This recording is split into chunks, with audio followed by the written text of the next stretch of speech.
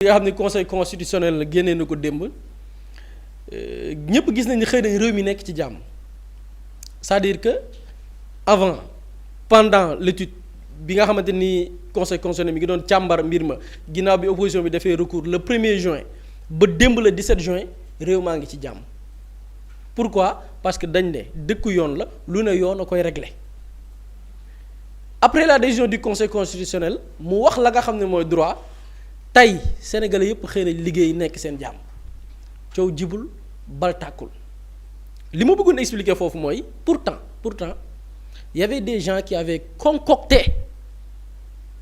un plan pour que jamono jii may wax ak yow réew mi di boy fu ne réew mi di tàkkee fu ne ay nit pourtant lii la ñu bëggoon et pourquoi ñu ciy revenir c'est très important parce que yeneen situation yi ëllëg mën naa amaat pour bu amaatee kilifa ga nga xamante ni xëy na moo féete kaw ñëpp ñu koy woowee le père de la nation cette lucidité bu ñu tollee ci situation yi mu amaat cette même lucidité parce que am na ci ay defkatu ñaawteef ay nooni réew mi yoo xamante ni ñoom tey ils sont prêts semaine bi yëpp on parle de crise boo xam ni ay nit ñoo ko imaginer parce que jàpp nañ ni la meilleure façon de persécuter un homme c'est de créer une crise politique boo xamante ni moom dañ koy anéantir c'est ce qui s'est passé avec tey décision bi conseil constitutionnel jël nga gis ni réew mi ngi ci jàmm coow jibul bal tàkkul et pourtant il y avait des gens qui voulaient alimenter une crise imaginaire c'est-à-dire on explique aux Sénégalais naka la ay defkatu ñaawteef man noonu laa leen mën a tibbee tuddee doog bokk ay noonu réew mi mën a créer une crise imaginaire dans un pays xam nga li Pape Samba expliqué avec la décision du conseil constitutionnel bi proclamé ni Ousmane Sonko député la conseil constitutionnel bi nga xam ni mënul àddu ci mbir ma te moo de nit ñi mënul nañ bëggoon nañ ko forcer ngir mu àddu ci loo xam ne amu ci compétence loo xam ni règlement intérieur moo ko définir constitution moo ko wax sax ne ab loi organique moo koy leeral loi organique ba di assemblée nationale leeral ko mu leer naññ et pourtant ay nit jógoon nañ ne malgré loolu leer nañ créer crise ci dëkk bi ci naka la première stratégie moo nekkoon soulèvement populaire la ñu bëggoon c'est-à-dire que 4 étapes la soulèvement populaire la ñu bëggoon askan wi jóg faale wuñu leen deuxième étape bi pousser le président de la république mu weddi boppam salfaañe la nga xam ne mooy yoon utiliser doole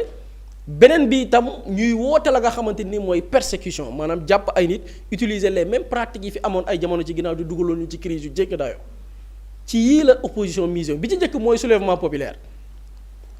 Aïssata Tall Sall moo toog ne xam nga gis naa depuis am ñu commencé di partager ay vidéo ne pourtant Aïssata Tall Sall waxoon na ko mais Aïssata Tall Sall doonte xamoon na ni conseil constitutionnel mënul àddu ci mbir mi mais moom bokkoon na ci ñi théoriser woon un coup d'état muy conférence de presse am bi gars yi di partager dans cette même conférence de presse dafa ne li Sonko def maanaam delloo assemblée nationale en tant que député nekk président de l'assemblée nationale daf ko considérer comme un coup d'état te moom juriste la xam na ni ce n'est pas un coup d'état on a appliqué la loi conformément à la constitution conformément au règlement intérieur de l'assemblée nationale à cette époque lan la ñu bëggoon bi ñu organiser leur conférence de presse expliquer aux Sénégalais qu'il y avait un coup d'état institutionnel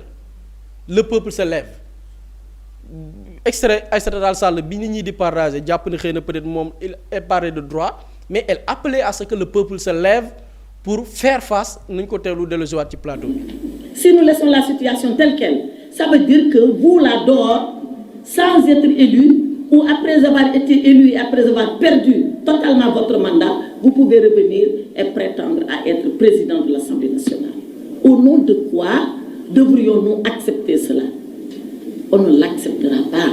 Et c'est là où nous interpellons tout le peuple sénégalais pour dire voilà ce que la majorité passe d'être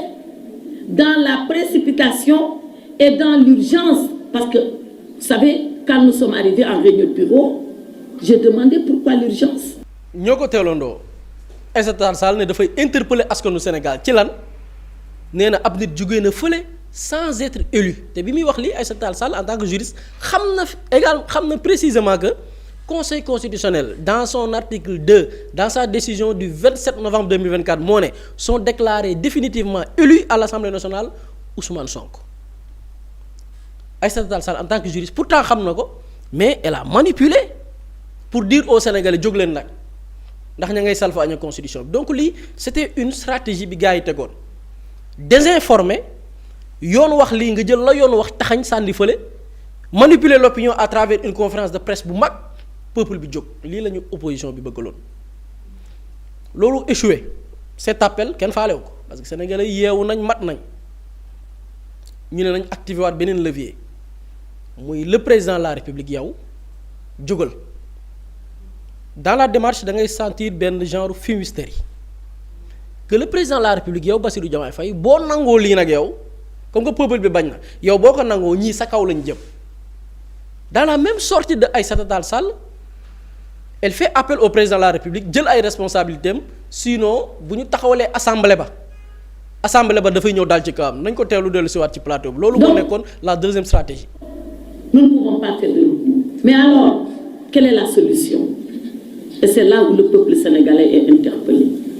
La solution, c'est le président de la République, Bassirou Diomaye Diakhar Faye, qui l'a en main. Au nom du peuple qu'il a élu et sur la base du serment qu'il a prêté. Parce que c'est quoi ce serment? Ce serment, c'est l'article 37 de la Constitution, où il dit qu'il s'engage à défendre et à protéger les institutions. Or, l'Assemblée nationale est menacée. Et quand l'Assemblée nationale aura fini d'être soumise au dictat illégal de la majorité, c'est à son fauteuil que l'Assemblée s'attaquera. On peut le dire parce que tout ce qui se dessine là tend vers ça. Donc, il doit protéger les institutions.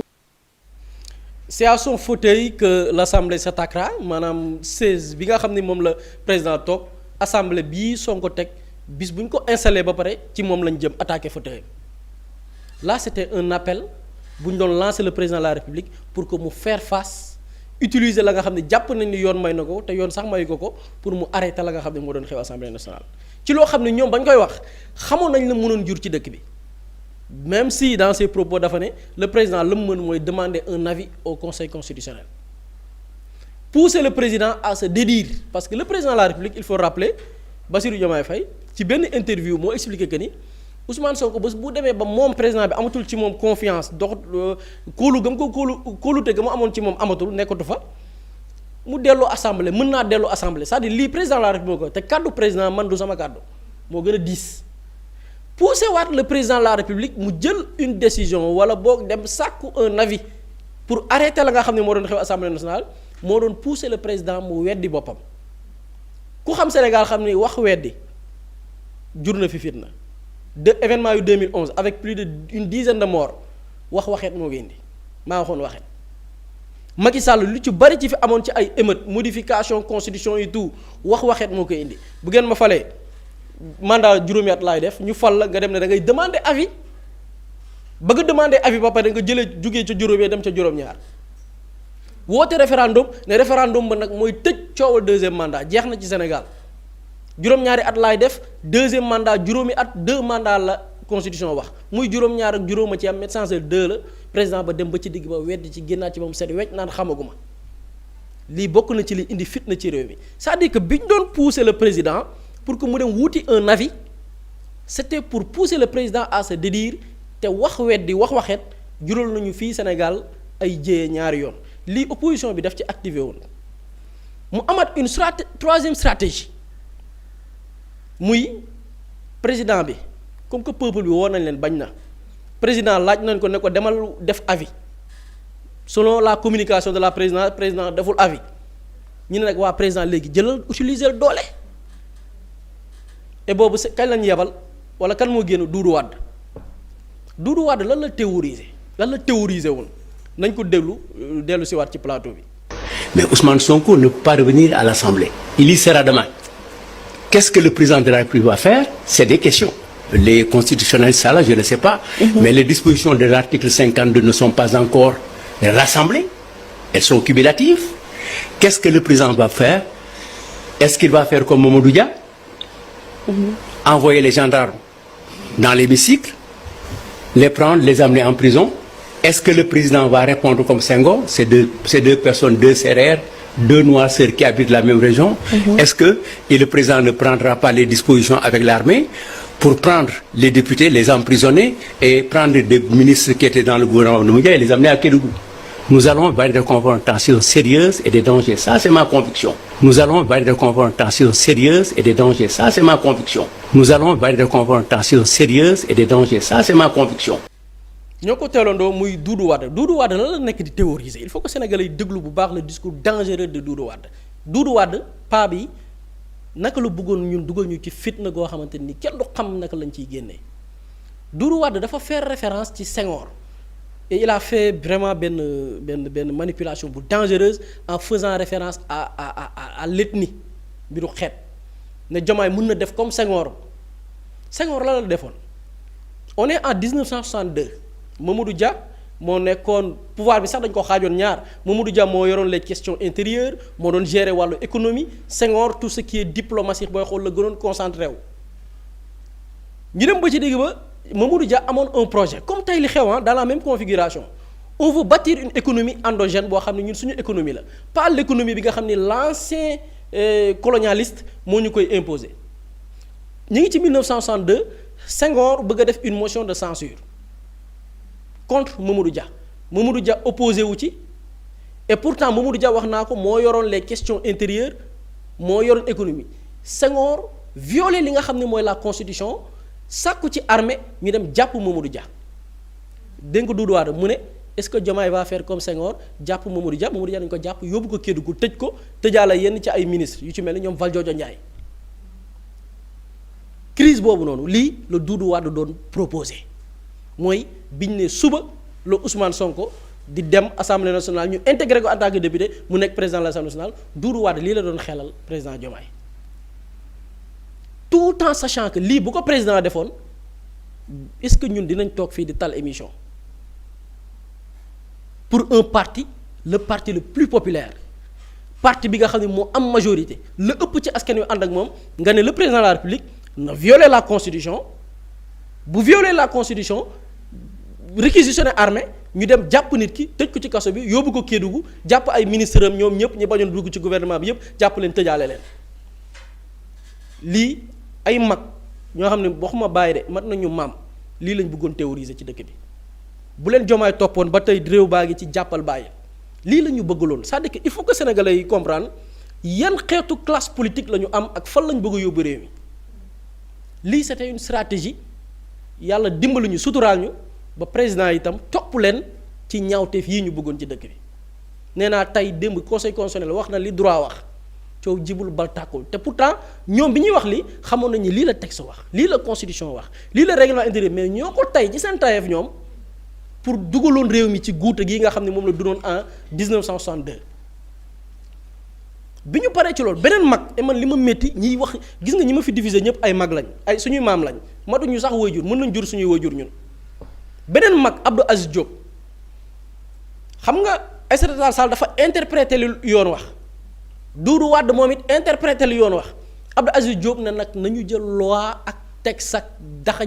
dëxëñ ba mu rafet sànni fële nañ ko teewlu dellu si waat ci plateau bi moom lan la bëggoon. oui Ousmane Sonko xam nga lan mooy atteem. oui Ousmane Sonko man ci sama taxaw seetlu li may ñaan mooy bu kenn sonnati lépp lu aju ci yoon. juge nga. oui magistrat nga du siège ou du parquet. procureur nga. tribunal nga. bul jëlati sa alal ak sa jot di ko def ci Ousmane Sonko ci convoqué naa ko woo naa ko pour lii mu doxale ñu laaj ko ci ay laaj pour teg ko daan bu mu taxati benn tribunal du sonn bu mu taxati benn juge du sonn bu mu taxati benn ëtt attekaay bu kawe bu mel ni conseil constitutionnel wala mu mel ni cour suprême di sonn xam nga Ousmane Sonko lan mooy atteem ci dund mbaam àll gi nga xam ne ni moom la tànn ànd ceeg ay mbaam àll yu mel ni moom li koy atte li koy delloo si ci yoon wi police nationale la tudd du justice mooy police toj gatam d'accord léegi ñu ñëw Abdou Aziz Diop ba tey bi ñuy def émission bii nii wax ju ñaaw gii mu wax dara fekk ko ci ba tey barab kenn tegu ko loxo démb gis naa ko muy def interview moom dafa ne loi yeeg texte yeeg nañ ko jël sànni fële justice bu mu amati yoon ci Sonko kaam bu ko ay yoon réglé te ñëpp xam ne ni pour que ñu bañ a dund mel ni ku nekk ci jungle ba ñu dund nekk nu mala ku ne ku mën sa morom duma ngir ñu bañ loolu am ci penc moo tax ñu créé ay loi ku ne xam foo war a yem pour stabilité sociale mën a am kii nag ne loi yooyu nga xam ne stabilité moo ko taxoon jóg nuñ ko jël taxañ ko fële Ousmane Sonko bu justice am ci yoon wàll lan la justice war a def kàddu ya mu jaar ñeme mu ma ci jaar loolu mooy nañ ko persécuter c'est-à-dire nit bu fekkee ni yoon lañ ko war a àtte yoon bu mu àddu conseil constitutionnel bu mu àddu les cours bu ñu àddu loolu mooy nañ ko persécuter nag lu ne mën nañ ci nekk dóor ba mu dee mën na ci nekk jàpp tëj kaso ba mu dee ci comme li dal Mamadou Dia mu jëlee fa gumba ci la bokk persécuter faat nit ci la bokk c'est-à-dire que Ousmane Sonko bu ñu doxal yoon nañ ko persécuter nañ ko nangamtaan du ma ci jaar ak ñi mu àndal tudde leen ne ay nitu mala jëfinu mala jëfi mbaam àll la ñuy def donc tey bu ñu xëyee gis conseil constitutionnel jël une décision ne lii kat ay nit jàppoon ni interprétation la man mënuma ci àddu et Pape Samba lim na benn considérant ci la décision du conseil constitutionnel boo xam ne conseil constitutionnel àddu na sax ci ndeem Ousmane Sonko député la ou pas junj na ko ci biir considérant bi et boo demee dans sa décision de novembre 2024 effectivement conseil constitutionnel a dit que cette personne est députée intégration ma nag dañ koy intégrer assemblée nationale moo koy régler à travers son règlement intérieur mu leer naññ ñii jógoon ñii classe gi clique bi ak ñeneen société civile bi ci lañ bokk jóg na ñoom déedéet dañuy créer une crise dans ce pays loolu li ma ci bëggoon leeral mooy parfois nit mën na am yéene xam nga tey y a des artisans de crise ou bien les marchands de crise ñi bëgg a créer crise ci dëkk bi ñu ngi ñu bëgg a jaay benn narratif ni diw mooy nitu fitna xam nga benn média ak seen benn tappalekat journaliste moo ko wax ne Sonko sax waxoon na nitu fitna narratif bi ñu bëgg a jaay Sénégal mooy ñi ñooy nitu fitna yi kii mooy nitu fitna yi ak ay ndawam ak ña mu àndal alors que au contraire ñiy jibal loolu ñoom ñooy les artisans même de cette crise ñoom ñoo nekk di xam ba taal bi pour dugal réew mi ci fitna donc loolu nag lim ñuy pousser pour que ñu réfléchir ci mooy le Sénégal identifie ses ennemis voilà les ennemis de la République ñii ñooy noonu réew mi et je pense que bu ñu leen identifier ñun Sénégal on pourra lay suñu ëllëgu réew ñu xam ñan lañ ciy àndal ak ñan ñoo mérité ñu seppi leen ci penc mi tere leen wax ngir jàmmi réew mi. jërëjëf Boury am na solo ci leeral yi Pape Samba lan mooy objectif crise institutionnelle bi nga xamante ni bëggoon nañu ci pousser ak bu ñu ca yeggoon it yan njeexit la mën a jur ci biir réew mi. xam nga par rapport ak crise boobu ak li nga xamante ne jot nañ ko fi gis yenn sorties yu bëri lenn nga ciy jàngat mooy lu ñu naan la mag jar naa bàyyi cim réew du mag yëpp am na mag yoo xamante ne amuluñ benn njëriñ réew mi ça il faut le dire. am na mag yoo xamante ne amaluñ benn njëriñ réew mi te bu leen waa réew mi toppoon réew mi ndërmeelu c'est ça la vérité am na mag yoo xamante ne amuñ xam-xam gu ñuy yokk ndaw gi amul jaar-jaar bu ndaw ñi di leen nawee maanaam du ñu royukaay et ça le dire ce n'est pas leur manquer de respect c'est dire la vérité parce que nag au Sénégal on a l'impression que la vérité elle ne doit pas être dite bu fekkee ni dafay concerner benn mag mooy li bëri doon wax dem c'est-à-dire que parce que ñoom maanaam seen âge mooy seen totem d'immunité parce que ay mag lañ rek am na yenn yoo xamante ne waroo ko wax ci ñoom même bu fekkee ni dëgg la dëgg nag wax dëgg neex yàlla alalu yàlla la am na mag yoo xamante ne amaluñ njëriñ réew mi dañuy tardel te buñ leen toppoon dañuy dugal ci guuta xam nga bu di extrait yi mu génnee yépp doo ci gis xale doo ci gis ndaw te pourtant ay magum jëmm la ñoo xamante ne ils ont un passif au niveau de l'État Doudou Wade bi wax le ticket car bloquant 2012 manifestation au niveau de l'Assemblée nationale quel était le groupe parlementaire bi ko bëggoon jàllale PDS qui était le président de ce groupe parlementaire Doudou Wade amuñu leçon bu c'est extraordinaire nag c'est-à-dire que ñoom ñooy wër plateau yi di jaay jeunes yi ay leçons président boo xam minorité kay voté. mais absolument c'était ça le cas bloquant et c'est les mêmes ñoom ñooy ñëw tey jii di wër plateau yi waaw jeunes yi amuñ expérience jeunes yi amuñ xam-xam dañoo war a xam ne mag ñi ñoo mën a doxal réew mi bu ñu leen toppoon yéen réew mi monarchie ngeen koy def donc ñoom ils n'ont aucune leçon à donner aux jeunes aucune leçon parce que ñoom bu fekkoon ne dañuy xool ci seen jaar-jaar rek amul dara lu ñu leen di nawee muy benn te daf may permettre man xam nga buri dafa jël ay paa man ma jël samay paa man daf may indi ci yenn paa yi nga xamante ne ñoom it ils étaient dans la déstabilisation de ce pays te am na ñum ci jund société civile ñu dem d'abord par rapport aux hommes politiques dafa am benn homme politique xaw ma sax ndax homme politique la ndax moom ne woon na bàyyi na léegi nee na ñëwaat na parce que daa am ku ko ne faaw nga ñëw sa voix Sénégal da kaa soxla te xaw ma lan la ko Sénégal soxla ñu laaj ko ci wàllum conseil constitutionnel ak décision bi mu war a jël par rapport à la réintégration de Ousmane Sonko muy Babacar Gaye bi nga xamante ne mu ngi woon PDS mu am réponse bu mu ci joxe woon nañu déglu réponse bi Babacar yi joxoon après ñu dellu si waat ci plateau bi. pour naa ne conseil constitutionnel bii nga xam ne ñoo fi retoqué woon report élection présidentielle yi au nom de la sécurité publique au nom du fonctionnement régulier des institutions au nom de son rôle régulateur conseil constitutionnel boobu dafa war aussi régler problème bi sinon bu ko réglé wul Sénégalais yi danañ ko régler ci beneen façon boo xam ne du anamu yoon te loolu baaxul ci réew mi. Babacar Gaye mu ne conseil constitutionnel bu ñu réglé wul problème bi Sénégalais yi dinañ ko régler ci beneen anam boo xamante ne du wàllum yoon loolu ban anam la parce que bu fi yoon teggee ko mooy Sénégalais yi nañ génn di mbëkkante di rayante régleel ko seen bopp ni Ousmane Sonko force du nekk président assemblée nationale comme ni Doudou Wade waxoon ne est-ce que dañuy indiwaat armée bi est-ce que dañuy indiwaat ay soldats pour interdire l'accès au niveau de l'assemblée nationale ñii ñooy paa yi bëgg yàq réew mi ñii ñooy paa yi nga xamante ne ndaw ñi dañoo bëgg jug pour defar réew mi ñoom ñu ne réew mi du defaru paa yii la après c'est les mêmes vieux ñooy dem toog plateau di la jaay ouais c'est que vous les jeunes da ngeen di ànd ak fugg mais encore heureux que ñu ànd ak fugg ci paa yoo xamante ne ay paa tappalekat lañ li mu wax nii c'est-à-dire que li mu wax nii réew mi maanaam nit sénégalais bu ñu ko lijjanti woon ci yeneen i anam moom dina ci mucc moom est-ce que dina ci mucc est-ce que njabootam dinañ ci mucc kenn du ci mucc te crise bi ñu bëgg a dugal sénégalais mais les sénégalais vaquent tranquillement à leurs occupations Ousmane Sonko nekk na président assemblée nationale da ngaa dégg coow lu am Sénégal da ngaa dégg benn manifestation sax bu ci am dara xewul sénégalais ñu ngi dem tranquillement ci seeni occupation exécutif mu ngi dof ay liggéeyam le président de la république voyagé na dem na Ghana où est le problème dans ce pays il n'y a aucun problème mais ñoom ñoo am seeni problème individuel parce qu'ils ont une haine maladive ci jëmm Ousmane Sonko bëgg a transférer cette haine ci benn crise institutionnelle pour que dëkk bi pëccëxoo parce que yéen nit kooku mënoo leen ko gis mais au nom de quoi les gens vont vous suivre dans votre haine maladive aussi vieux que vous soyez et dama naroon wax sax aussi sage que vous soyez ils ne sont même pas sages parce que la sagesse ne dépend pas de l'âge di nga gis xale bu ndaw boo xamante ne moo ëpp sagesse fukki junni yoon genre paa yi parce que da ngay gis ay xale yoo xamante ne dañuy toog naan réew mi nañ ko waxtaanee ci jàmm il faut de la lucidité dans ce pays nit ñi nañ waxtaan de manière responsable xale boobu am na sagesse mais pas bu taxaw naan ay conseil constitutionnel bu ko réglé wul sénégalais yi dinañ génn réglé ko seen façon pas boobu il n'a aucune sagesse du pas boo xamante ne dañ koy topp ñu demaat ci yeneen paa yi xam nga loolu ci homme politique yi la société civile ñoom ñoo fi génnoon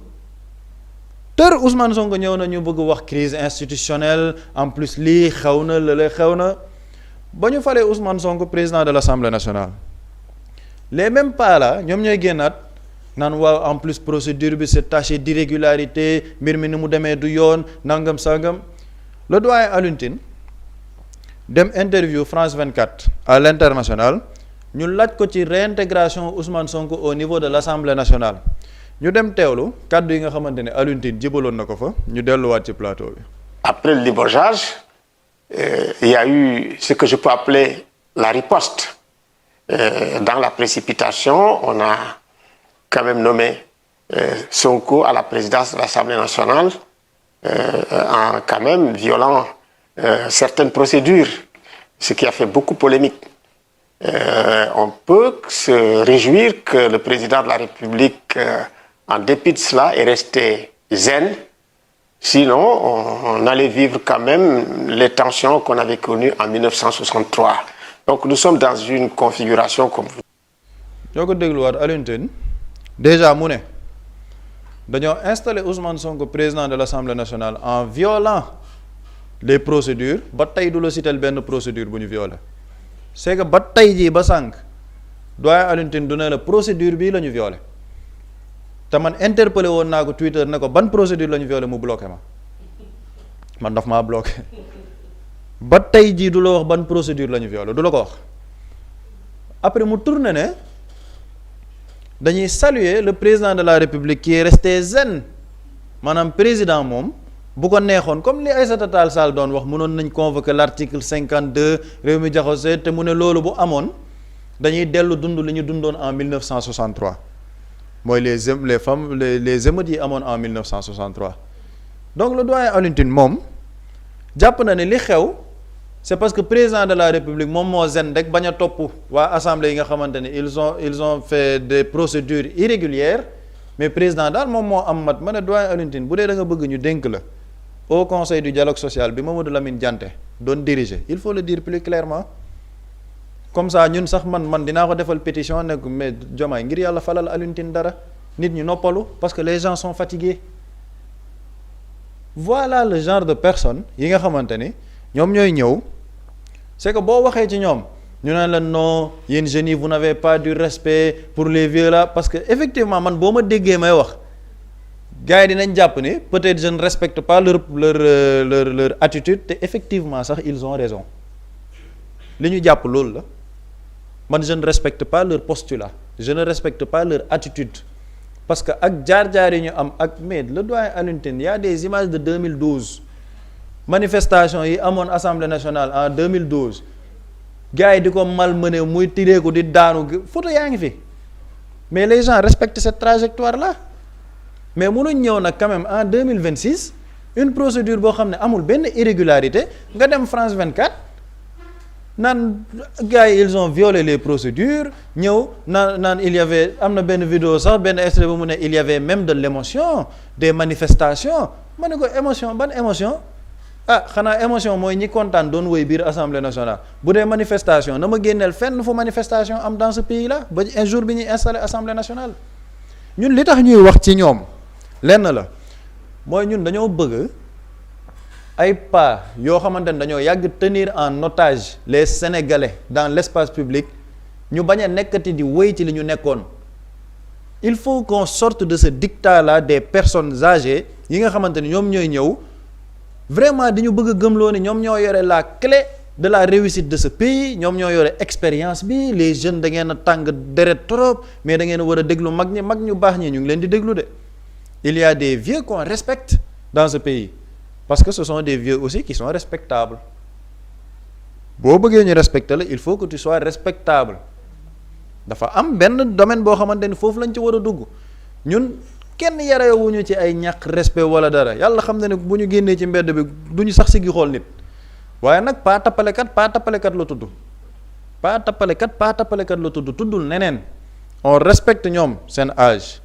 jox nañ leen cër par rapport ak maanaam cëru mag mais quand on parle de l'espace public des sorties yoo xamante ni mën na dugal réew mi ci ay crise institutionnelle wala mën na dugal réew mi ci ay pëccëxoo nit ñi di xeex nit ñi bu ñu leen déggoon le président de la république bu toogoon dégg li Alioune Tine wax dégg li Doudou Wade wax dégg li Aïssata Tall Sall wax mu convoqué l'article 52 indi armée teg à l'Assemblée nationale mais foofu ay affrontement bu fa amoon dee am fa mais ñoom ñii di wax est-ce que ñoom ñooy nekk les responsables déedéet la responsabilité le président de la république la ñuy pointer parce que c'est lui le président de la république mais ñoom mën nañ toog au chaud di wax ay wax yoo xamante ne mën na xamb taal Sénégal et puis les gens disent que non waroo leen ko wax parce que ay paa lañ paa yooyu nag bu ñu génnee ci li ñu nekk nit ñi génn ci di pointer de doigt paa yi li ñu nekkee tant que paa yi bàyyiwuñ booy yi duñu bàyyi. dañuy soxla société civile boo xamante ni day taxaw ci wetu askan bi di génne li nga xamante ni moom mooy jafe-jafe yi askan bi di dund mais léegi dafa mel ni dañoo amaat beneen société civile bu bokkut ak li ba tax dëgg-dëgg ñuy wax société civile. non xam nga société civile ci boppam la ñu war a def ndëpp